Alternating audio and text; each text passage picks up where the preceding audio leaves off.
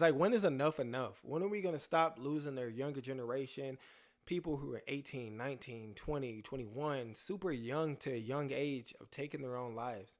It's like, when are we going to start really addressing mental health and taking it serious? I feel like every day I wake up, there's somebody else gone. There's somebody else lost to a mental health situation, some situation that could have been handled differently, or if it wouldn't have led up to it, just because they're the mental health process and what's going on in their head and to how it even led to that point. And that's what I'm going to be talking about today's episode. Welcome to episode 13, the lucky number 13, lucky number 13. Man, we've made it this far. Everybody, welcome. If this is your first time seeing the podcast, I thank you. Hopefully something you see here is something that, you can resonate with, something you can help with, something you can learn from, something you can just enjoy to just hear about, just something that you might hear that you be like, dang, like, I agree with that, or dang, like, I feel like I'm going through that too. So my name is Dev. This is the TuneInWithDev Podcast, where I talk about mental health, positive affirmations, just being a better version of yourself, and mental health just in general as a whole under the umbrella of mental health. In this episode, we're going to be talking about the Kyren Lacey story. We're going to be talking about other mental health stories just in general. We're going to be talking about who's to blame. Is it the parents? Is it society? Is it just everybody in general playing a part all together? Or is it just we have to just figure it out? We're also going to be talking about, is mental health even talked about enough? Is that enough? Is it talked about in schools? Is it talked about online? Is it easy, accessible to get a therapist? Is it easy to be able to talk to somebody, being that person's ear that they can lean on, or just being able to just talk to somebody, both sides, the person who needs the assistance and the person who's listening, and not listening just to give advice, but listening just to listen. And if this is your first time, don't forget to subscribe to see the next episodes that are coming out weekly. Let's get right into it. The Kyren Lacey story. Man, it's tragic story. I know there's people on both sides or even in the middle of the whole situation, because at the end of the day, 2 people did lose their lives. So we're not going to discount that. Rest in peace to them, and prayers out to their family. Man, it's just a tragic story. And it's just something that like really kind of hit me hard, because it's just like, when is it going to stop? Obviously, it's never going to stop, but when is it going to just stop? If that makes sense. Too many times we lose people younger and younger in generation to gun violence, to self-inflicted gun wounds, to suicide. And it's just, mental health is real, and it's different ways to even go about addressing mental health and seeing it and being able to know and pinpoint the signs and what's going on, because people as parents and friends and family, you never know until it's too late. And it's like you're wondering why, what happened. So if you don't know the whole story or what happened, Kyren Lacey is a LSU football player, or was. He was declared for the draft and was in the process of, he had just finished pro day recently, probably about a couple weeks ago, and was just in the process of the whole draft process, the pre-draft process. But rewind back to December, he was involved and played some part into a car accident that did take the life of I believe it was a veteran. He was driving and was hit by or caused by their reckless driving. I believe it was Kyren and also another car that was that isn't really identified or talked about, as I've seen by his lawyer. But we're not here to talk about that. We're here to talk about the mental health aspect of it.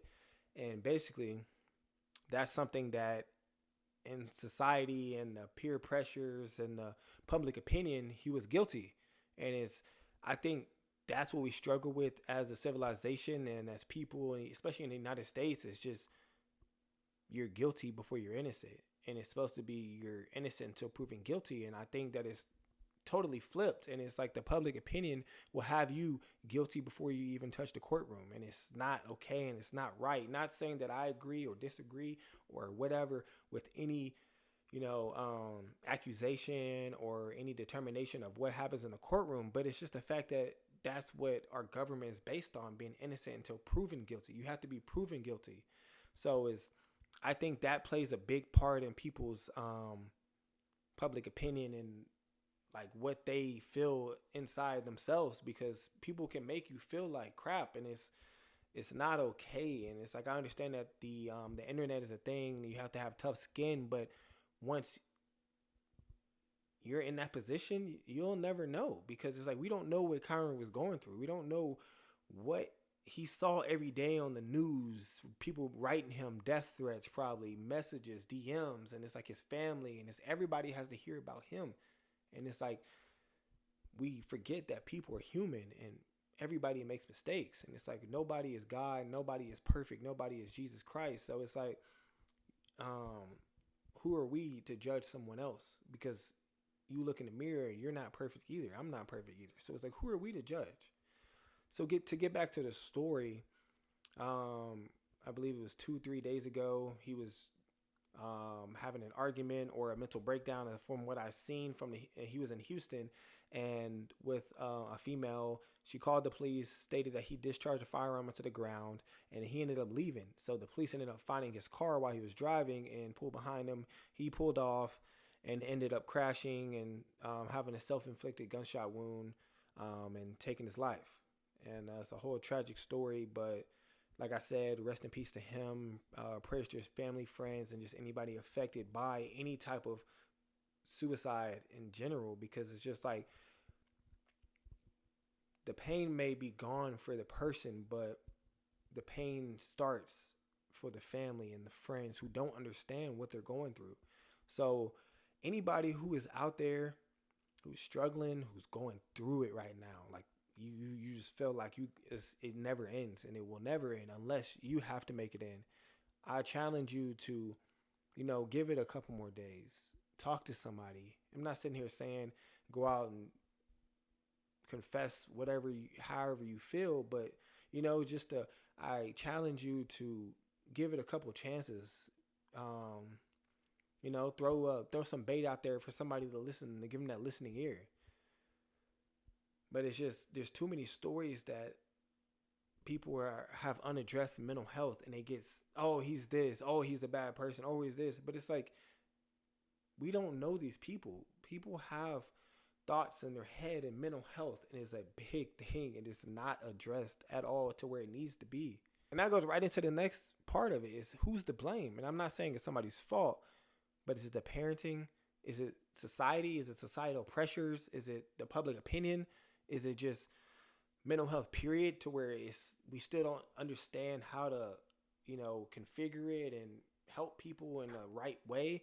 Or is it just a combination of everything? Because I honestly do feel like it's a combination of everything, to where there are signs, but we're not professionals to be able to see those signs. As a young man, especially a young black man or a young man of color, you have these societal pressures to not be feminine, to not be emotional, to not be expressive of your emotions. And it's the farthest thing from the truth. There's nothing wrong with expressing your emotions. If you have something going on, don't hold that in. We get so stuck in this grind and just push the emotions down and keep going, because guess where that's going to come back? It's going to come back 10 times worse, and you're going to take those emotions out on somebody else. You're going to take it on your significant other, your friend, your parents, your child, and it's not going to be okay. And it's not that person's fault. This is for something internally for you to have to address and put in the effort to work to get past these things, or get through them and work and talk. Because if you hold them in, they will only come back. Honestly, I believe that mental health should be talked about more in school. Like, I think that it should be more than just a week or a month. It should be something that's worldwide talked about every year, because there's so many people that we lose to mental health every single year. There's so many people with unaddressed mental health issues who are scared to be labeled crazy, or scared to be on medication, or scared because they don't want to be looked at a different way. In all reality, man, that's the farthest thing from the truth, man. Like, it's so normalized to where it's not normalized. People don't understand how normalized mental health and seeking out medication and therapy, that how normal that is. People think it's weird, and because society paints out a picture that it's not okay, and when it really is, it's really okay to do. So as a man, you don't have to take on everything yourself. You're not alone. You have help. You have friends. You have family. You have somebody who will listen. And if you don't, you can find someone. I promise you. Don't be the person who thinks, they don't care, because they do care. And it's like you're only putting that narrative in your mind to make it seem okay, to make it seem like it's okay to not talk about it. So as a parent, I think that it's imperative that you sit your kids down and let them know, man, it's okay to talk to me. I'm not going to judge you. I'm the one person that's not going to judge you. I'm going to be there with you through the thick and the thin, no matter what, your whole life. And it's like if parents do more of that and more so of, shut up, it's going to be okay. Shut up, you okay. Stop crying. You a boy. You don't cry. You a boy. Or you a big girl. You don't cry. You don't, what you sad for? I give you something. And it's like all that, that's what our parents and their parents did. As a new generation, we have to set the standard, because if we don't, it's just going to continue. And it's like, everybody's fine until it's their child, until it's their friend, until it's their parent, until it's their significant other. Then what? Then you're going to be the one, oh man, I should have did this. But when we can do that now, set the standard now. Don't wait. Stop being like, well, I'm seeing it on the news. You only see it on the news until it hits home, until it's somebody that you know or somebody that you're involved with or yourself. So it's like, stop it. Stop judging people. Stop critiquing other people, because we're not perfect. We're not. And stop. You can't act like you are. You got your faults too. We have to be the catalyst that changes going forward, because it's like if we don't change it, if we don't move forward in progression, we're only going to keep having this same revolving rat wheel of somebody losing their life, somebody taking a life, somebody taking someone else's life and then taking their own life, because they don't know how to deal with their mental health struggles, because it's not looked upon as a correct way of being in life. You looked weird. You're a weirdo. You're crazy. When you're not crazy at all. You're not weird at all. You're actually a human being dealing with mental health struggles. Mental health should be talked about a lot more, to be normalized. I understand it's not pretty. It's not sexy. It's not cute. But it's real life, and it's what we really deal with. And everybody in this world deals with some type of mental health struggle, from depression, anxiety, even ADHD can affect that. Anything. It's just so much stuff that we suppress and we push down. And it's, man, I get over it. You won't work on it. You won't get over it. It won't pass. Guess what? It's still going to be there. So stop pushing it down. Let your partner know, I'm going through it right now. I just need you to listen to me like real quick. Let me just get this off. Your friends, let somebody know. Just get it off your chest, because if you hold it in, it's not going well. People who are the listening ear, a lot of times people don't want to receive advice. They just want to be heard. They want to be, they want to feel like somebody heard them. They want to be reassured. And it's like that reassurance is the thing that's going to keep somebody here. They don't need you to tell them, hey, go do this, go do this, go do this. Just listen. If you don't have anything to say, listen and say, I hear you. I'm here for you. And that's all they need. And if they do want advice, offer advice. Yeah, that's cool. And on the flip side, as you coming to somebody who's not a professional and you're going through mental health struggles, give somebody a chance. Give that person a chance to hear you out. Don't just think, oh, they're going to label me crazy. They don't want to hear this. Man, nobody's trying to hear my problems. They want to hear your problems. They got their own. But if yours is to the point where you feel like you need to do something or not be here anymore, yeah, they need to hear it. They do need to hear it. And it's like I don't want to make this like this big dramatic episode of the podcast where it's like, man, relax. But it's like, it's just real life. And it's just like, I'm just tired of seeing us lose people to something that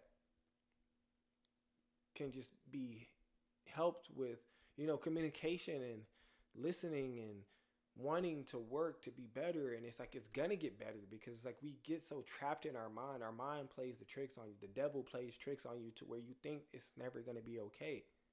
So if you don't have anybody, you can always go online. There's BetterHelp. There's so many opportunities. There's so many different ways to receive help, just your friends, families, relationships, kids, parents, whoever it is.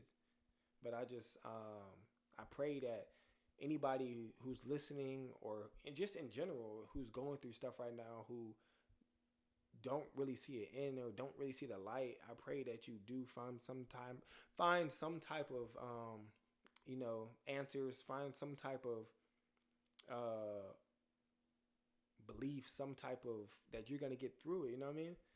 But that's all I have for today's episode, episode 13. I thank y'all. Don't forget to subscribe, comment, let me know what other topics you would like to hear about, how you're doing. If you want to ask any questions, if you want to talk to me, tune in with Dev on all my social medias, Instagram, TikTok, wherever you can find me. You can ask questions, reach out, let me know that you like the podcast.